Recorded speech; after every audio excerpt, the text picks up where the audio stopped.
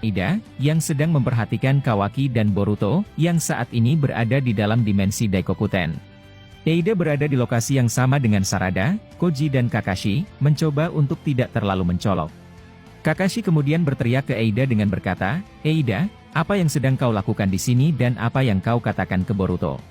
Eida lalu melihat ke arah Kakashi, dengan mata Senrigan yang masih aktif. Melihat itu, Kakashi kemudian berkata, dia mengaktifkan Senrigannya. Itu berarti, dia sedang mengamati sesuatu hal dari sini. Eida kemudian berkata, ini perihal Kawaki saja dan aku, sedang melihat apa yang dilakukan mereka. Nah saat mereka semua sedang melihat ke arah Eida, mereka tak sadar bahwa Shinju Hidari, sudah tak ada lagi di tempat itu. Dengan ekspresi kaget Koji lalu berkata, sial kemana dia pergi? Mendengar itu, Sarada serta Kakashi sontak melihat juga dan mereka, juga terkejut karena menghilangnya Shinju Hidari. Usut punya usut, Hidari mundur ke markas mereka karena saat itu, Shinju ini tampaknya sedang bertarung dengan jiwanya sendiri. Hidari yang ada di markasnya kemudian berkata, sial mengapa di sisi lain, aku malah tak ingin menyerang anak itu. Apa mungkin, jiwa ayahnya sedang berusaha mengambil alih? Ini sangat menjengkelkan dan jika Jura tahu, aku pasti akan dimarahi olehnya. Adegan lalu berpindah ke Sarada kembali dan di sana, tiba-tiba Sumire datang ke tempat mereka juga. Sumire lalu berkata, aku ditugaskan oleh Tuan Shikamaru bahwa Shinju itu, harus ditangani oleh para Anbu desa Konoha. Nah ketika menjelaskan itu, tiba-tiba Sumire kaget bahwa ternyata, Hidari telah menghilang. Tugas Sumire datang ke situ, adalah untuk membawa Hidari kepada para Anbu. Tujuan mereka cukup jelas yaitu, untuk mencari tahu segala hal tentang para Shinju. Namun, rencana itu akhirnya gagal setelah mereka, kehilangan seorang Shinju Hidari. Lalu kemudian, adegan berpindah kepada Kawaki dan Boruto. Di sana, mereka masih bertarung habis-habisan, dengan seorang Shinju Jura. Apalagi saat ini, targetnya sekarang ada di depan matanya.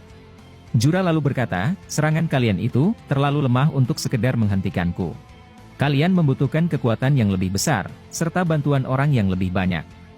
Boruto kemudian berkata, kami tak selemah itu sialan dan jangan coba-coba, untuk meremehkan kami. Jura lalu masih menggunakan kekuatan akar pohonnya, untuk mencoba mendesak mereka berdua. Mengapa admin sering memasukkan kekuatan akar pohon itu? Karena sejatinya bahwa Shinju adalah Jubi. Kekuatan ini, sudah sering diperlihatkan ketika di seri Naruto sebelumnya, saat Jubi berubah bentuk menjadi akar-akar pohon, yang ketika itu menyerap semua cakra aliansi Shinobi. Nah jadi, tentu kekuatan itu pasti ada digunakan oleh Jura atau Shinju lainnya. Lalu kemudian, Boruto mencoba melawan dengan menebas akar-akar tersebut, menggunakan pedang dari Sasuke. Sementara Kawaki, juga melakukan hal yang sama dengan lengan karmanya, yang telah berubah menjadi sebuah benda tajam. Sambil menahan itu, Boruto mencoba berbicara ke Kawaki, mengenai situasi dari ayahnya. Boruto berkata, sebaiknya, kita memindahkan ayahku ke tempat yang berbeda Kawaki. Dan aku memiliki tempat yang mungkin, bisa membuat mereka aman. Kita bisa berteleportasi menggunakan Hiraishin, dan meninggalkan Jura di sini.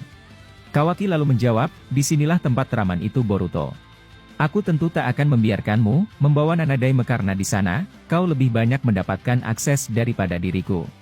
Ingat, kau akan kuhabisi setelah urusan Shinju ini selesai. Yang harus dilakukan adalah, mengeluarkannya dari dalam dimensi ini. Ketika dia sudah keluar, dia tak akan bisa masuk kembali menggunakan limiter itu. Kau harus ingat bahwa limiter kode seperti itu, tak akan bisa masuk ke dalam dimensi Daikokuten ini. Jadi, aku akan mencoba membuka portal karma, dan di sanalah kita akan memaksanya untuk keluar dari sini. Boruto kemudian terlihat sedikit kesal, karena Kawaki masih tetap berusaha untuk membunuhnya, setelah urusan dengan Shinju selesai. Momo-chan dari dalam tubuhnya kemudian berkata, lihat bahwa Kawaki, masih ingin membunuhmu meskipun sekarang, kalian telah bekerja sama. Kau tidak perlu terlihat lemah di hadapannya karena Kawaki, tentu tak akan bersikap baik denganmu. Boruto membalas ucapan Momo dengan berkata, jika itu yang dia inginkan, dia akan mendapatkannya. Aku harus menyelamatkan Sasuke dan ayahku, walaupun harus membunuh Kawaki juga. Aku tidak boleh memilih di antara ayah atau paman Sasuke karena mereka, semuanya penting bagiku. Boruto lalu menjawab ucapan Kawaki dengan berkata, baiklah Kawaki jika demikian, mari kita mulai rencanamu tersebut. Mari berharap bahwa apa yang kau rencanakan itu, akan berjalan lancar dan kau tak akan menyesalinya. Kawaki tak membalas ucapan Boruto dan dia, langsung mundur sambil membuat dimensi miliknya, berubah bentuk dan kubus-kubus di sana, melipat atau seperti menghilangkan akar pohon Jura. Jura terkejut melihat hal itu dan dia, kemudian mencoba menjangkau Kawaki dengan akarnya akan tetapi, Boruto berhasil menyelamatkan Kawaki, dengan cara merasenggan akar tersebut. Jura lalu terlihat kesakitan, setelah dimensi itu menghimpit tubuhnya tanpa sebuah celah. Dengan ekspresi serius Kawaki lalu berkata, ini adalah dimensi milikku dan di sini, aku dapat melakukan apa saja pada dimensi ini. Jadi, kau tidak akan punya kesempatan monster sialan. Lalu berikutnya, adegan berpindah dan memperlihatkan Sumire, yang kemudian melaporkan kepada Shikamaru jika Shinju Hidari, telah melarikan diri dari tempat Sarada berada. Nah, mendapat laporan itu, Shikamaru kemudian menyampaikan kepada Eida, untuk mencoba mencari tahu kemana dia pergi. Akan tetapi, Eida hanya fokus untuk melihat situasi Kawaki dan Boruto. Sementara itu, bayangan Boruto yang ada pada Sarada, kemudian menyampaikan ke Boruto asli jika Hidari, menghilang dan berhasil melarikan diri. Ada kemungkinan, Hidari masih di Konoha namun dia, menggunakan kekuatan yang tak bisa dideteksi seperti sebelumnya. Nah, adegan beralih kepada Boruto asli di dalam dimensi Kawaki, yang terkejut setelah mendengar kabar hilangnya Shinju Hidari. Kawaki yang terlihat sedang membuat Jura terdesak, juga melihat ekspresi Boruto. Kawaki kemudian bertanya, ada apa Boruto dan mengapa, kau tampak begitu khawatir? Boruto lalu menjawab, Shinju Hidari kembali menghilang dan aku, khawatir jika dia mencoba melakukan keburukan yang lain. Kawaki kemudian berkata, pergilah dan bantu Sarada di sana. Aku bisa mengatasi Jura serta rencana kita tadi, akan segera berhasil dan aku percaya pada itu. Boruto lalu bertanya ke Kawaki lagi, untuk menanyakan apakah itu tak masalah. Kawaki lalu marah, dan segera menyuruhnya untuk keluar dari dimensi itu. Boruto lalu berkata, baiklah jika demikian, kau harus cepat mengeluarkannya juga dari sini. Boruto lalu mengaktifkan Hiraishin-nya, dan dia menghilang dari hadapan Kawaki.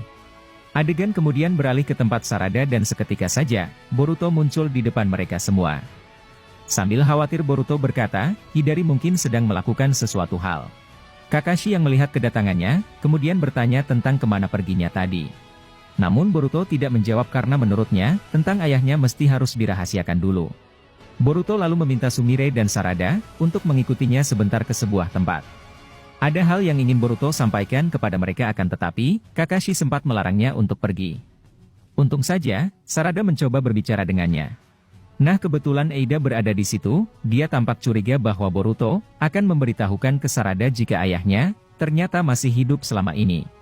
Padahal, Boruto sebenarnya telah menyampaikan itu ke Sarada, tanpa sepengetahuan Eida sendiri. Kemudian, Boruto menyuruh Sumire serta Sarada, untuk memegang pundaknya dan seketika saja, mereka pun menghilang dari situ. Mereka lalu muncul, di sebuah tempat yang jauh dari rumah warga Konoha dan mungkin, ini berada di sebuah dataran tinggi di desa. Boruto kemudian menjelaskan ke Sarada tentang situasi ayahnya. Boruto berkata, Kawaki tetap akan membunuhku dan tak membiarkanku membawa ayahku. Nah mendengar itu, Sumire terkejut juga kalau Naruto, ternyata masih hidup. Sumire berkata, selama ini kita telah dibohongi oleh Eida dan Kawaki. Efek Zeno yang dia aktifkan, benar-benar membuat semuanya menjadi kacau dan jauh dari kenyataan.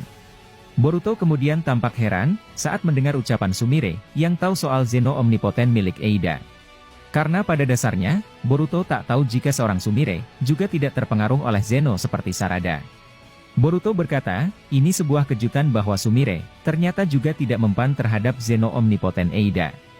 Ini membuatku bingung karena orang yang tidak terpengaruh Zeno, adalah orang-orang yang memiliki darah atau gen Otsutsuki. Namun, aku tidak tahu mengapa kalian berdua, juga tidak terpengaruh oleh itu. Nah ketika mereka sedang berbincang, tiba-tiba saja muncul dari atas dan turun di hadapan mereka bertiga. Orang itu, langsung mengaktifkan kekuatan andalannya sambil menampilkan niat membunuh. Dia adalah seorang Mitsuki dan tampaknya, Mitsuki langsung mengaktifkan Sage mode ularnya. Boruto, Sarada dan Sumire, seketika terkejut dengan kemunculan Mitsuki.